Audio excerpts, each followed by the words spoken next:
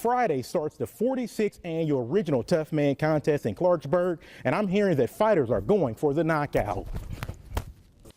There are 270 days until the Mountaineers kick off once again.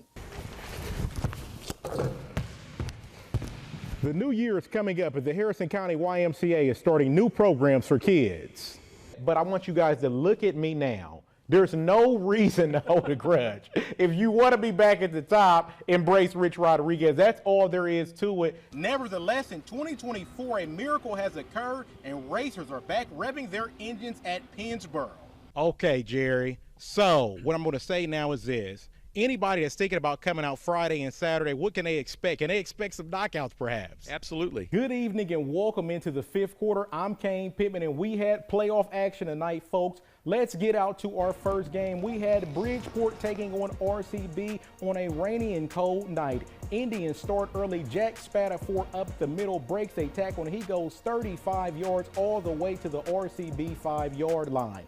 Kid came out running hard. On the next play, Josh Love is into the end zone. Bridgeport leads early 7-0. With Cannon Dingle and an incredible throw and catch to make it 35-14. They're doing their hardest to fight back. The very next play, Elkins hands it off to Nick Bowers, and he finds a hole. He's going for the second touchdown of the night by him. It's 16-14. Brody Whitehair throws deep to Brock Morton for a 34-yard touchdown pass. Fairmont Senior leads 28-14, and they will go on to win 34-14. Like, my life kind of started flashing before my eyes when I was initially diagnosed, and I was really shocked. Petal Palmer used to spend her days running against some of the nation's best collegiate athletes, but her life's passion for running took a turn when she was diagnosed with cancer back in 2022 at just 20 years old. My reality of like how I do things and like the things I like was going to have to change. So yeah, it kind of was like an identity like shift almost. Even though I was like the same person, it just like it was hard knowing that I was losing a lot of things that I was really passionate about. Petal went through chemo treatments for months, which took her hair and left her feeling ill. Yet she still maintained her 4.0 GPA through it all. She says she had to shift her efforts into something besides running. I just had to find something else to like try doing my best in. Like, I knew if I couldn't physically do stuff, then I'm going to try my best to like mentally or academically get things done. Palmer would go on to receive the National Association of Academic and Student Athletes 2024 Wilma Rudolph Student Athlete Achievement Award for her resilience.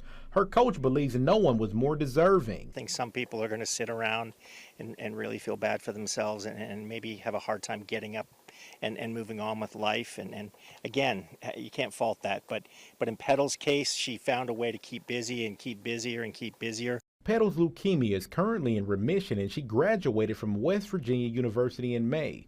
These days, she's back home in Canada running a flourishing YouTube channel that has 100,000 subscribers. Petal has one piece of advice for anyone who receives a similar diagnosis: never give up. Even just last year, or even sometime earlier this year when I was really ill, I couldn't imagine doing how I'm doing right now. So like, it is possible to get things done, and it is possible, like, you will feel better. Petal Palmer is providing inspiration for many who face challenges. Keeping you connected in Morgantown, I'm Caine Pittman, 5 News. Rich Rodriguez's first season back leading the Mountaineers was full of many highs and lows and unforgettable moments. Today I went out and spoke with Mountaineer fans about the 2025 football season. It had been 17 years since Rodriguez last coached in Morgantown. His 2025 Mountaineers finished 4-8 and 13th in the Big 12. WVU student A.J. Atkinson says the outcome wasn't too surprising. I thought we were going to have like a pretty good season, but nothing too good. Like, I kind of expected this. I expected maybe 1 or 2 more wins against, like, say, RMU, maybe pull another one out against Kansas, but I wasn't too disappointed.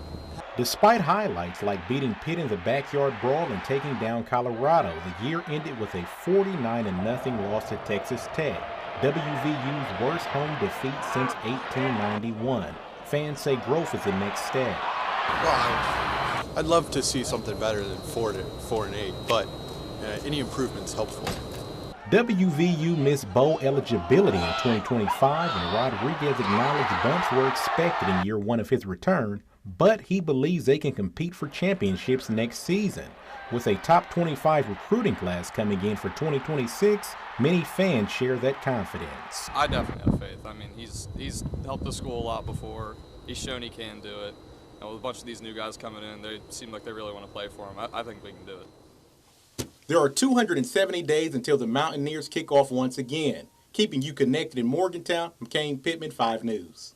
We've been dreaming about bringing home a belt and winning a title for West Virginia here since I started boxing, so whenever I get that belt, it'll feel amazing, and all the hard work finally paid off.